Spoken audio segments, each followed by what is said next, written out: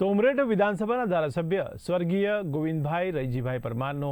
તારીખ 6 માર્ચના રોજ અવસાન થતાં આજે તેમના નિવાસસ્થાન પાસે આવેલ શુભમ પાર્ટી પ્લોટમાં ગુજરાતના મુખ્યમંત્રી ભૂપેન્દ્ર પટેલ સહિત ભાજપના કેબિનેટ તથા રાજ્યકક્ષાના મંત્રીઓ, કોંગ્રેસના દિગ્ગજ નેતાઓ શ્રદ્ધાંજલિ અર્પણ કરવા આવી પહોંચ્યા હતા. જે શ્રદ્ધાંજલિ સભામાં કેબિનેટ મંત્રી રમણ સોલંકી, રાજ્યકક્ષાના મંત્રી કમલેશ પટેલ, સંજયસિંહ મહિડા,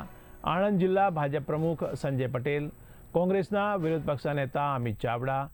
એનસીપીના પ્રદેશ પ્રમુખ જયંત બોસ્કી, આણંદના ધારાસભ્ય યોગેશ પટેલ, સોજિત્રાના ધારાસભ્ય વિપુલ પટેલ, ખંભાતના ધારાસભ્ય ચિરાગ પટેલ, ખાડિયાના પૂર્વ ધારાસભ્ય ભૂષણ ભટ્ટ સહિત જિલ્લા તાલુકા ભાજપ સંગઠનના પદાધિકારીઓ, કાર્યકરો, સમર્થકો, ભાઈઓ અને બહેનો મોટી સંખ્યામાં ઉપસ્થિત રહ્યા હતા.